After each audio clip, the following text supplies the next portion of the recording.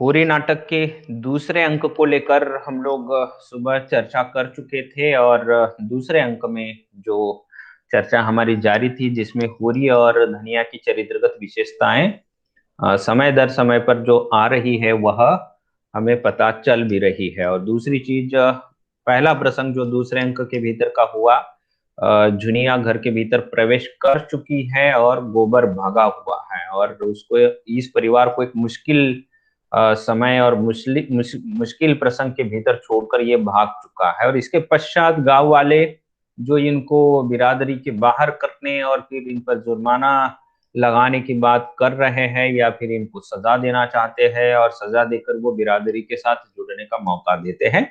और उस जगह पर जो है दूसरा प्रसंग पंचायत बैठने का आ जाता है। दूसरे प्रसंग में इन पर 100 रुपए का जुर्माना और 3 मन अनाज, जितना होता है उतना, वो और होरी एक धर्मात्मा के नाते उभर कर सामने आया और उसने कह दिया कि भाई आप ही के सामने खलियान पड़ा हुआ है, जो उठाना है वो उठा लीजिए, लेकिन मेरे पास 1 रुपए भी नहीं, मैं पैसे फिलहाल नहीं दे सकता हूँ। तो उधारी पर इसको ये जो है पैसे रखे जाते हैं।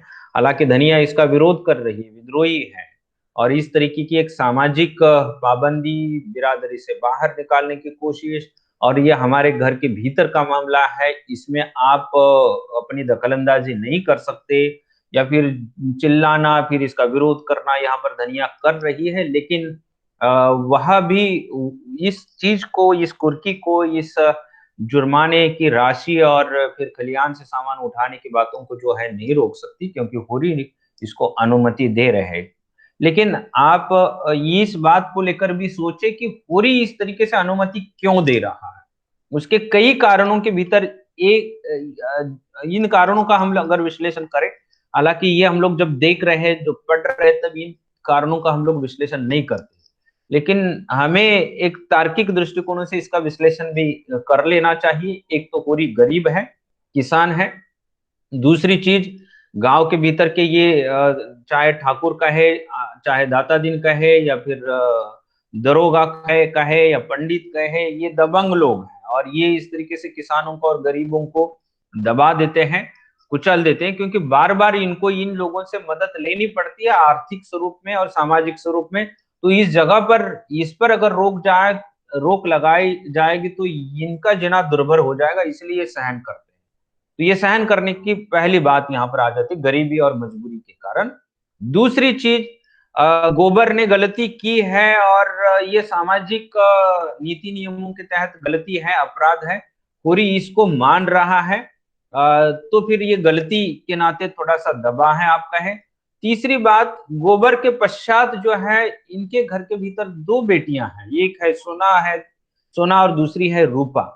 और इन दो बेटियों के ब्याह की बात भविष्य में जाकर करनी है। तो होरी को बाकी कारणों से ज्यादा प्रभावित करने वाला कारण ये भी है, आप ध्यान में रखें। अगर इन दो बच्चियों की शादी हो जाती और ये अपने अपने परिवार में खुश रहती तो बात अलग थी, अलग हो सकती थी। गोबर भी फिर कड़ाई से विरोध कर सकता था कि चाहे हमें बिरादरी से बाहर निकाला जाए, कोई फर्क नहीं पड़ता, हम अपना कमाएंगे, अपना खाएंगे, आपसे हमारा कुछ लेना देना नहीं है।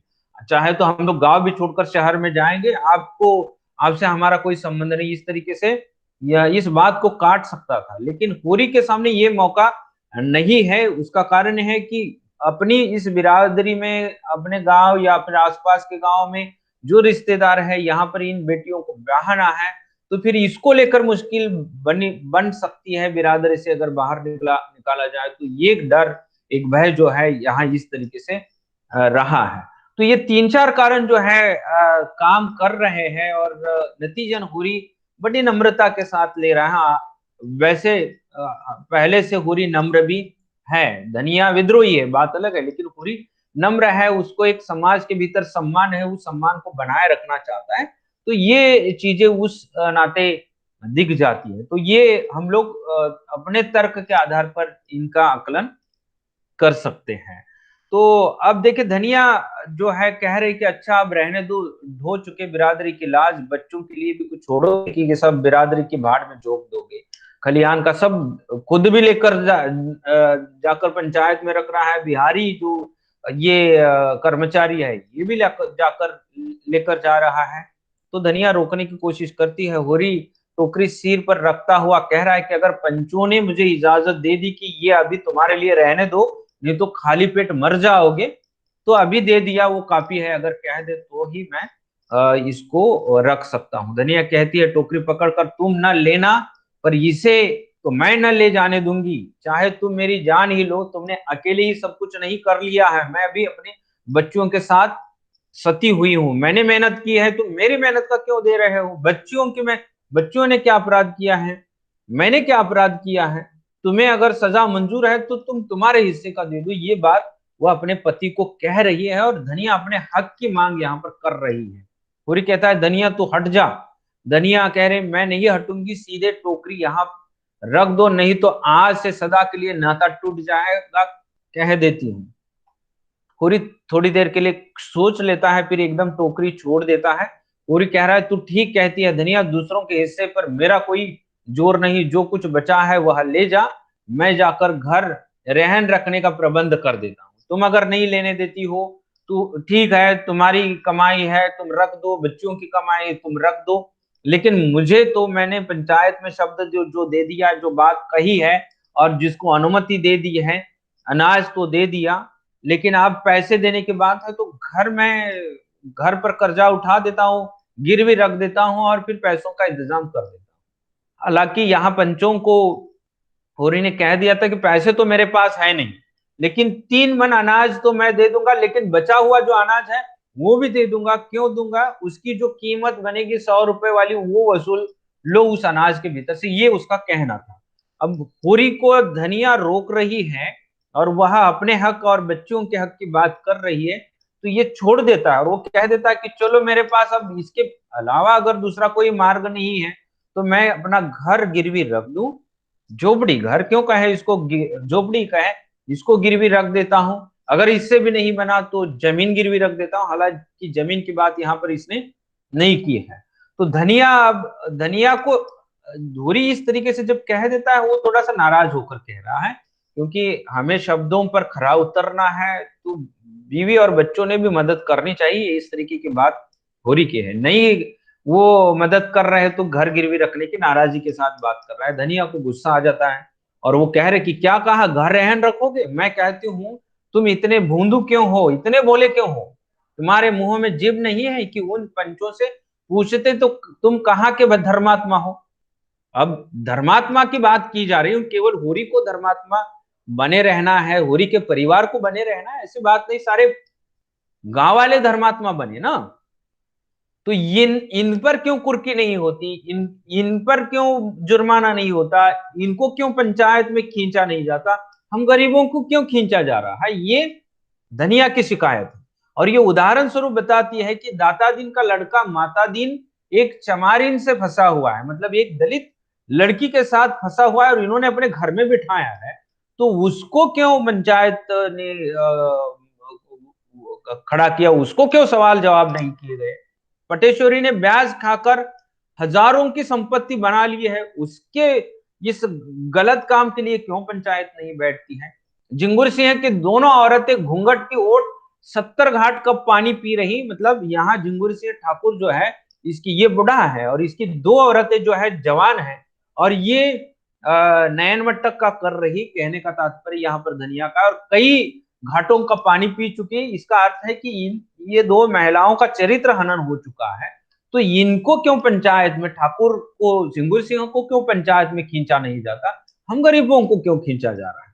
अब देखिए ये बात तो बहुत दूर तक जा रही है, तो घोरी को गुस्सा आ जाता है, जोर से चुप रहा, बहुत चढ़ चढ़ कर न बोल, बिरादरी से अपराध तो क्षमा करवाना हुआ है, बिरादरी से अपराध हो चुका है तो हमें क्षमा करवानी तो पड़ेगी।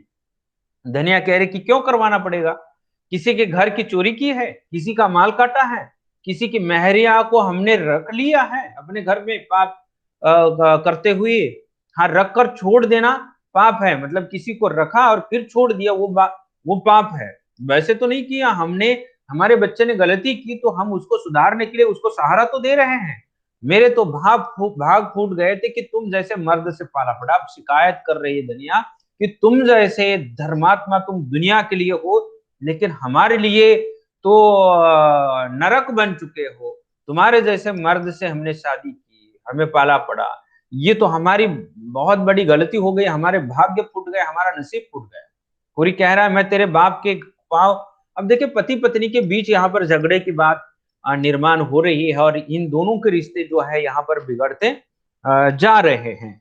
तो यहाँ जो है ये परिच्छेद जो है महत्वपूर्ण मानकर चलिए। होरी कह रहा है कि मैं तेरे बाप के पांव पड़ने गया था, वही तुझे मेरे गले में बांध दे, मैं तुम्हारे पास नहीं आया था। तो ये बात बहुत बिगड़ती जा रही है, ध्यान में रखे। धनिया कह रहे कि पत्थर पड़ गया था उनकी अकल पर, और उन्हें क्या कहूं, न जाने क्या देखकर लट्टू हो गए। ऐसे कोई बड़े सुंदर भी तो तुम न थे, फिर भी तुम्हारे पीछे ये पड़े। पूरी मुस्कुरा, अब देखिए थोड़ी सी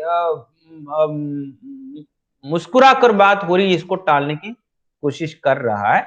मैं न था तो न सही, तुम तो थी, और अब तुम्हारा पोता सुंदर है कि नहीं। अनाज गया, घर भी चला जाए पर लाख रुपए का बालक तो मिल गया, उसे तो कोई न छीन लेगा।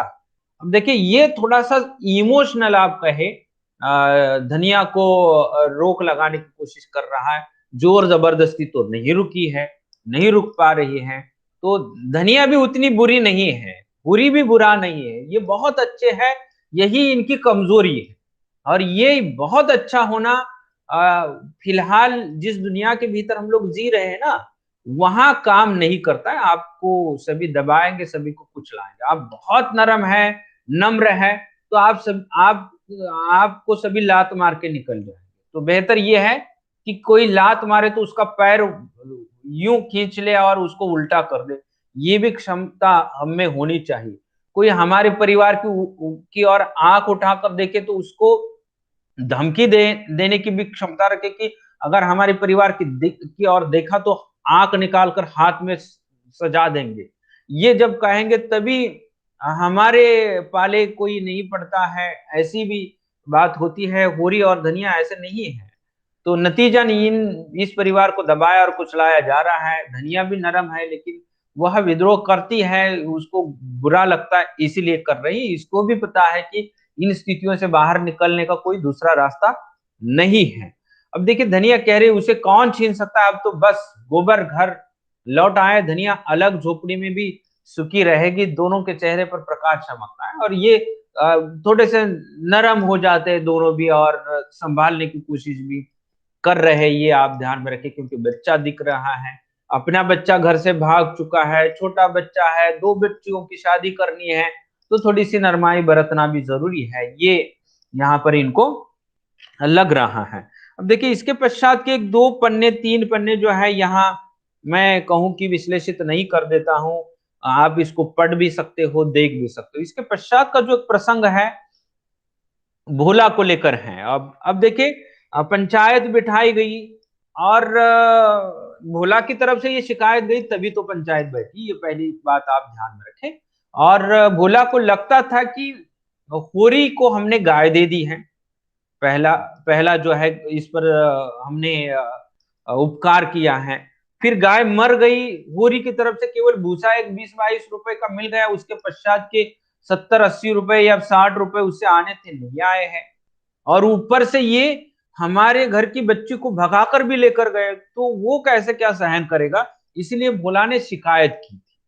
अब देखिए पंचायत के भीतर खुरी ने इसको स्वीकार कर लिया कि अब देखिए हमारे घर लड़की आ चुकी है, इसको हम घर से बाहर तो निकालेंगे, आपको जो सजा देनी है वो हमें मंजूर है। बिरादरी से बाहर नहीं निकाले, उसके बदले में जो सजा देनी है वो दे दे, तो मंजूर कर दी। तो भोला तो तड़प कर रह गया ना। भोला को अपेक्षा क्या थी कि जिसने नालायकी की है, झुनिया ने नालायकी की है इनकी बच्ची ने, तो इनको बाहर निकाला जाए, इस बच्ची को बाहर निकाला जाए। और इसको जब बाहर निकालेंगे, अब देखिए बाप जो है भोला वो कहे कि आप क्रूर हो चुका है, दयाहीन हो चुका है, तो ये तो हथकंडा ये आजमा नहीं चुके। तो इसके पश्चात भोला जो है इनके घर पहुंच चुका। वो लड़की लाने के लिए नहीं गया है, परंतु उनको डराने धमकाने के लिए गया है। देखिए भोला क्या कह रहा है कि तुमने अपने 200 को रोते तुम अपने 200 को रोते हो, मतलब जुर्माना हो गया, अनाज गया, इसको लेकर ये बात यहाँ पर कर रहे हैं। यहाँ लाखों रुपए के आबरू बिगड़ गई, मतलब हमारे घर से बच्ची भाग गई, और वो पेट से है, तुम्हारे घर में पल बैठ रही है, तुम इसको आसरा दे रहे, हमारे आबरू गई है। ये आबरू कोई बहुत बड़ी बात नहीं होती है, लेकिन यहाँ पर बोला वो कर रहा है। तुम्हारी कुशल इसी में है कि उसे घर से निकाल दो, फिर ना हम बैल मांगेंगे न गाय का दाम मांगेंगे। अब देखिए ये बात यहाँ पर इन्होंने किया कि गाय तो मर गई, गाय के दाम दे दो। गाय के दाम नहीं दे सकते हो तो हम बैल बैल छुड़ा कर लेकर जाएंगे तुम्हारे, मतलब होरी के बैल है ये, बैल छुड़ाकर लेकर जाएं। अगर इससे बचना है तुम्हें तो इस स्त्री को, झुनिया को जो है घर से बाहर निकाल दो, जिसने हमारी आबरू में बट्टा लगा दिया, हमारी इज्जत तांग दी है, घर से बाहर निकाली है, उछाली, इसको तुम घर से बाहर निकालो। फिर ना हम बैल मांगेंगे ना गाय का दाम मांगेंगे। उसने हमारी नाक कटवाई तो मैं भी उसे ठोकरे खाते देखना चाहता हूं। मतलब ये बाप दयाहीन बना है, क्रूर बना है, राक्षस बना हुआ है। उसको सुख और शांति कब मिलेगी? इसकी बच्ची जो एक पोता दे चुकी है, छोटा बच्चा है जिसकी गोद में, और ये बाप का आसरा नहीं है, पति भाग चुका है आपका है, और ये सास ससुर के पास जुड़ी हुई है। ये अगर बाहर निकाली जाएंगे तो ये ठोकरे खाएगी, दर दर की ठोकरे खाएगी, इधर उधर आसरा ढूंढने की कोशिश करेगी, और इसका ये इसकी तकलीफ देखकर ये बाप सुख मनाने की बात कर रहा है। तो ये दयाहीन है आपका है, क्रूर है। पूरी कहता है कि क्या कहते हो, मैं तो वह तुम्हारी बेटी है। बोला कहता है हाँ वह मेरी बेटी है, लेकिन मुंह जली ने 7 पुस्त का नाम डुबा दिया और तुम उसे घर में रखे हुए हो, या छाती पर मूंग डालना नहीं तो और क्या है। धनिया कहती है, धनिया का दृढ़ निश्चय और होरी का दृढ़ निश्चय यहाँ पर आप देख सकते हो। दृढ़ता से कह रहे मैं तो, मेरी भी सुन लो, जो बात तुम चाहते हो वह न होगी, 100 जन्म में नहीं होगी, इस जन्म का तो छोड़ ही दो, इसके अगले बार तुम्हारी बेटी इसी तरीके से मेरे घर में 100 बार भी आ गई ना तो भी नहीं होगा। जुनिया हमारी जान के साथ है और जान के साथ जुड़ी है। जुनिया इस घर से तभी जाएगी या घर से तभी निकलेगी जब हमारी मौत हो।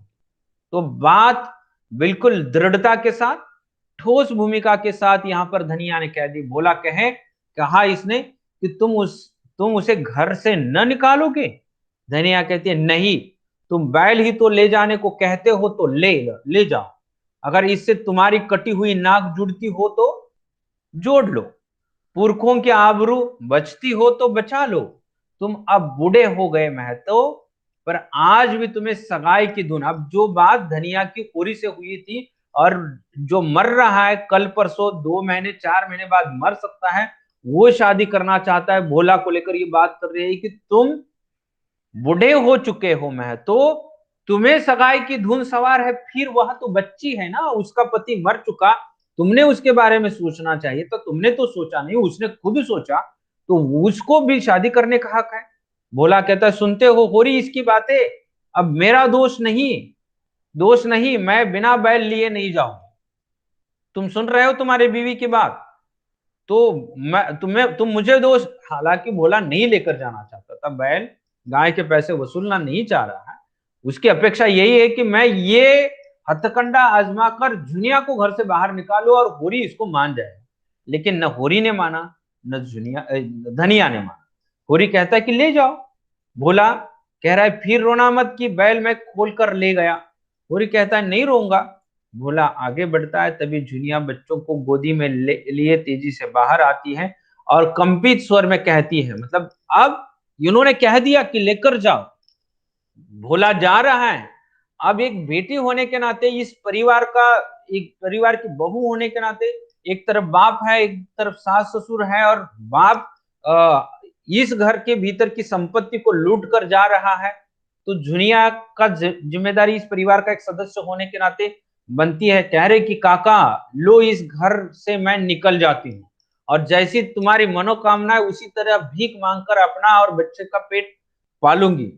बोला किसी आकर, बोला अपनी बहू को रोक देता है और कह देता कि दूर हो मेरे सामने से। नहीं, बोला कह रहा है बच्ची को, अपनी बच्ची को, दूर हो मेरे सामने से, भगवान न करे मुझे फिर तेरा मुंह देखना पड़े। कुलच्छनी कही कि अब तेरे लिए डूब मरना ही उचित है, इस घर से निकल जाओ और मर जाओ, तो तभी मुझे सुख और शांति मिल जाएगा। धनिया कह रही कि तू कहाँ जाती है बहू, चल घर में, ये तेरा घर है, हमारे जीते जी भी और हमारे मरने के पीछे भी मुझ पर धौंस जमाता है। नीच ले जा, बैलों का रक्त पी, इसको लेकर जा, और तुम्हें इससे अगर सुख मिल रहा है तो सुख पाओ पाओ।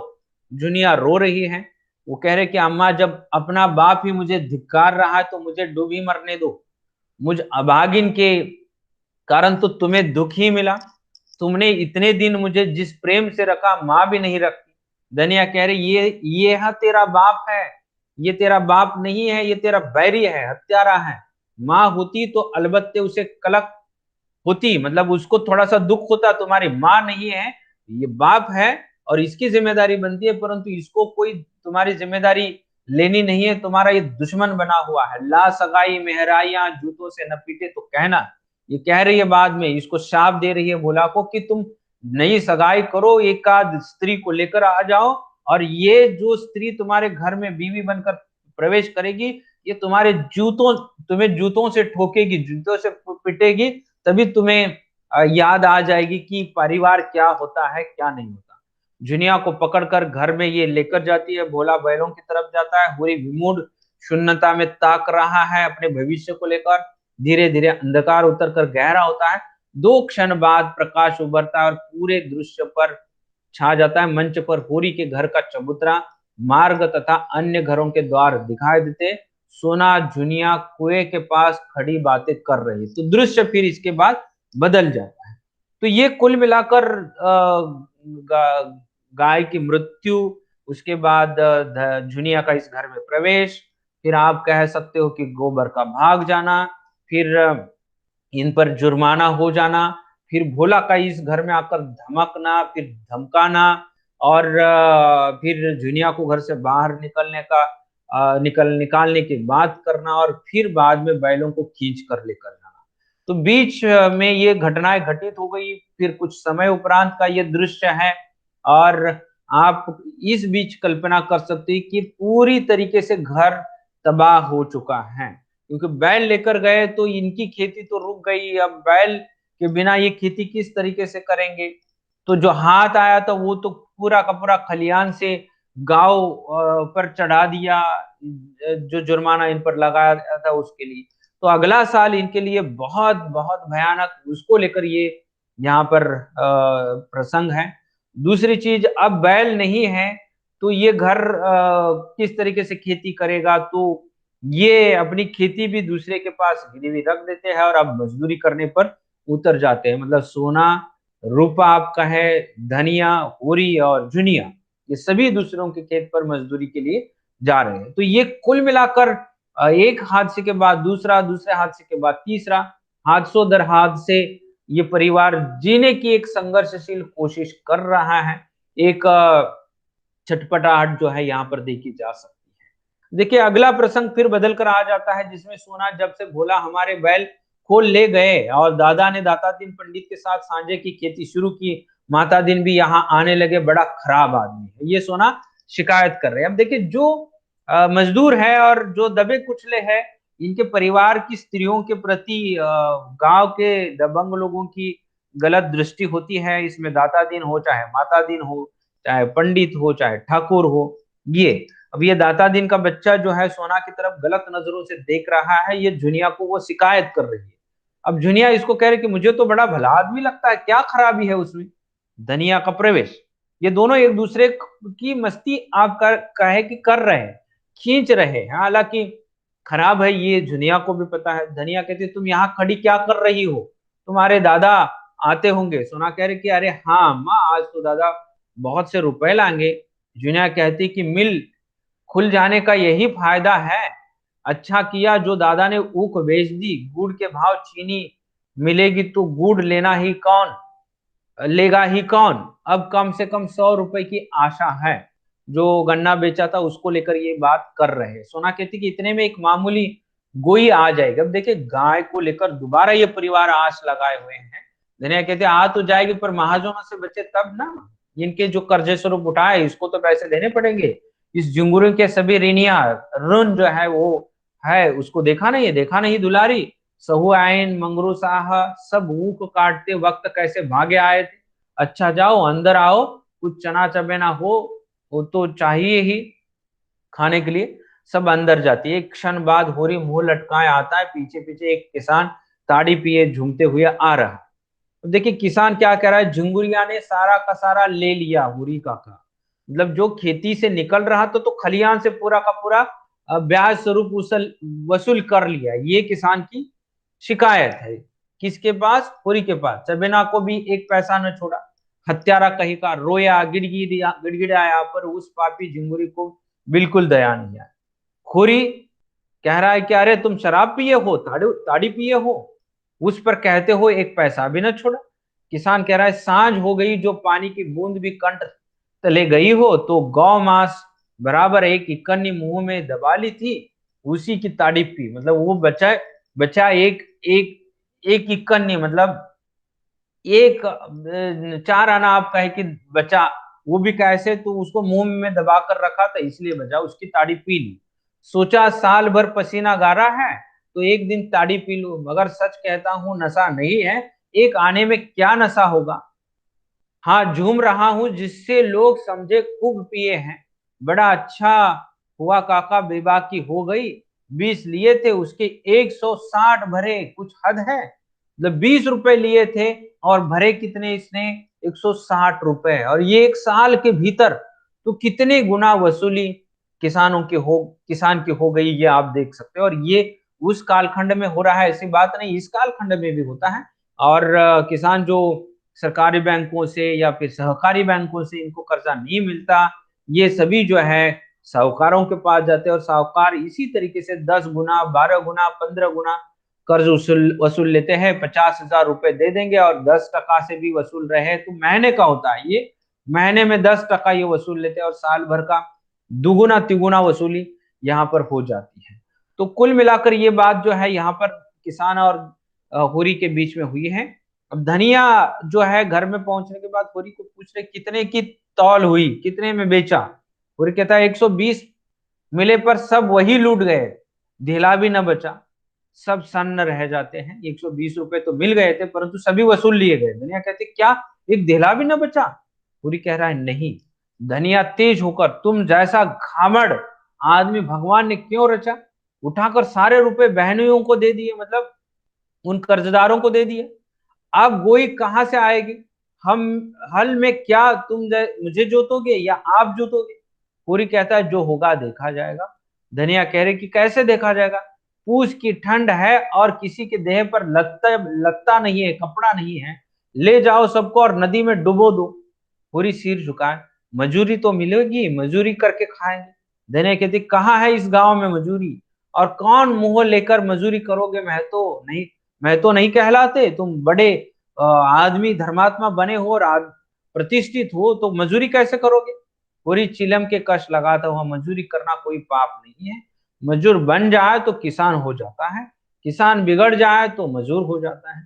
मजूरी करना भाग्य में न होता तो यह सब विपत क्यों आती, क्यों गाय मरती, क्यों लड़का नालायक भाग जाता। तो ये सारी चीजें जो है यहाँ पर वह अपनी बीवी को कथन कर रहा है। और जो 120 रुपए आए वो ठाकुर का जो कर्जा लिया था उसके भीतर उन्होंने वसूल किया मेरे पास। जो किसान की, जो एक दोस्त गांव वाला किसान था उसके जो हालात थे, 160 रुपए वसूले, जो बात कर रहा है वही बात यहाँ पर पूरी की भी है। इसके 120 रुपए पूरे के पूरे उसी जगह पर गन्ने के जो है ले लिए गए और कर्जा जो है इसको कर्जे से मुक्त कर दिया।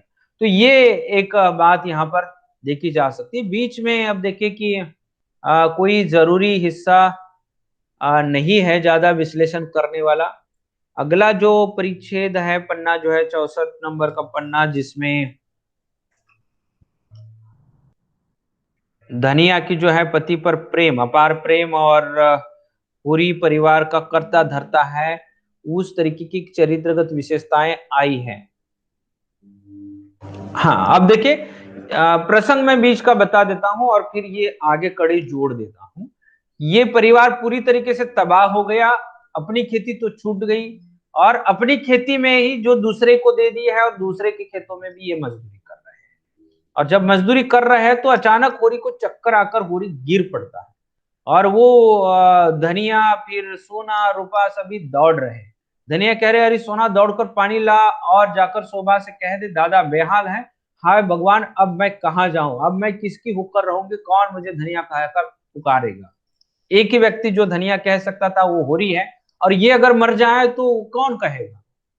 तो ये धनिया कह रही है, चक्कर खाकर गिर पड़ता है वो, तो इसीलिए वो दौड़ धूप लगा रहे। पटेश्वरी दौड़ कर आज थे, क्या कहती है धनिया, होश संभाल, होरी को कुछ नहीं हुआ, गर्मी से अचेत हो गए हैं, अभी होश आ जाएगा, उसको कुछ नहीं होगा। धनिया कह रहे कि क्या करूं लाला, जी नहीं मानता, भगवान ने सब कुछ हर लिया, मैं सब सबर कर गई, अब सबर नहीं होता, हाय रे मेरा हीरा। मतलब अपना हीरो वो कह रही है, हीरा माने अपना हीरो जो है, वो सोना पानी लाती है, लाला छींटे देते हैं, धनिया वो बेटियां हवा करती है, पूरी आंखें खोलकर उड़ती नजर से ताकता है, धनिया विवल होकर लिपट सी जाती है। अब कैसा जी है तुम्हारा, मेरे तो प्राण ही नहीं रहे थे, नहीं में समा गए थे। कातर स्वर में होरी कहता, अच्छा हूं, न जाने कैसा जी हो गया था। धनिया सस्नेह इसको कह रहे कि देह में दम नहीं तो है नहीं, काम करते हो जान देकर, बच्चों का भाग था, नहीं तो तुम ले ही डूबे थे। मतलब बच्चे भाग्यशाली है इसलिए तुम बच्चे, नहीं तो तुम सबको मार देते। ऐसा तुम काम कर रहे हो, ऐसा मत करो। पटेश्वरी कह रहा है हंसकर, धनिया तो रो पीट रही थी। होरी कहता है, सचमुच तू रोती भी हो धनिया। धनिया कह रही, इन्हें बकने दो, तुम पूछो वह यह क्यों कागज छोड़कर घर से दौड़े आए थे। पटेश्वरी कह रहा है चिढ़ाकर कह रहा है कि तुम हीरा हीरा कहकर रोती थी, अब लाज के मारे मुकरती है, छाती पीट रही थी। अब देखिए दोबारा वो होश में आ गया और एक हंसी मजाक और मस्ती हो रही है, और थोड़ा सा परिस्थिति जो बहुत गंभीर हो गई थी इसको सहज और सरल बनाने की कोशिश पटेश्वरी हो रही है, और धनिया कर रहे हैं, और अपने आप को एक सुख और शांति महसूस करने की भी कोशिश कर रहे हैं, ताकि होरी को जो एक धक्का लगा हुआ है अंदर से, या फिर जो कमजोरी महसूस कर रहा है, कम से कम ये हंसी मजाक वाली बातों से वो बाहर निकलेगा, उसको एक सुख और शांति मिलेगी, और वो जीने की एक कोशिश करेगा, ये बात उसका कारण है। और दूसरी चीज, जिस तरीके से प्रतिक्रिया धनिया यहाँ पर अपने पति के बेहोश होने के पश्चात दे देती है, तो इसका उसका कारण ये है कि अपने पति के साथ वो 100 बार भी झगड़े तो भी ये उसको प्यार करती है, चाहती है, और वो अपेक्षा करती है कि पति से पहले मैं मर जाऊं, पति मेरा जिंदा रहे। ये घर परिवार का एक मुख्य आधार है, इसी के बलबूते पर हम जी रहे हैं। अगर ये मर जाए तो हम तो सड़क पर आ जाएंगे, तो ऐसा नहीं होना चाहिए। और पति ने इतने सालों से मेहनत की, और इस जगह पर इस तरीके से मौत पाना उसके लिए अच्छा नहीं है, ये भी बात उसको लगती है। तो कुल मिलाकर ये पारिवारिक कटुता को भूलकर या पारिवारिक मुश्किलों को भूलकर ये अपने तरीके से जीने के और अच्छे तरीके से रहने की बात जो है यहाँ पर कर रहे हैं। तो ये पति के प्रति अतिरिक्त प्रेम है, आप ध्यान में रख सकते हो। फिर अगले पन्ने पर जो एक मुद्दा मैंने लिखा है, जुनिया की जो शिकायत जो है उसको लेकर, जुनिया को किसको लेकर शिकायत है, ये बात यहाँ पर की जा सकती है। देखिए धनिया कह रही है कि कुछ क्या है, हाँ बोलो, एक 5 मिनट बाद आ जाओ। ठीक है, धनिया कह रही है कि और इतने नियरे रहकर भी कभी एक चिट्ठी ना लिखी। अब देखिए इस समय जो है यहाँ गोबर आ चुका है शहर से लौट कर वापस। अब ठीक है, अभी देखिए 2-3 मिनट बाकी है, प्रसंग तो बदल रहा है। जुनिया घूंघट उठाकर देखती है और द्वार पर खड़ी हो जाती है। गोबर आता है, नया रूप, नया रंग, शहरी कपड़े, आकर माँ बाप के चरण छूता है। तो ये प्रसंग बदला है। तो इस बदले हुए प्रसंग को लेकर हम लोग कल चर्चा करेंगे। 65 नंबर पन्ने पर है हम लोग, और ये पहला दूसरा अंक जो है खत्म हो जाता है। हाँ नहीं, 2 ही अंकों का नाटक है। तो कल जो है हम लोग बचे हुए पन्नों को लेकर विश्लेषित करते हुए इस नाटक को खत्म कर लेंगे। तो नेहा जी आप कल सुबह उपस्थित रहे, हम लोग इसको आगे, आकाश भी शायद बाद में ज्वाइन हो चुका है, कल सुबह आप ज्वाइन करें। अगर थोड़ा सा एक 5-1 मिनट देर हो गई तो इंतजार करें, तो कल हम लोग ये नाटक पूरा का पूरा कंप्लीट कर देंगे। ठीक है।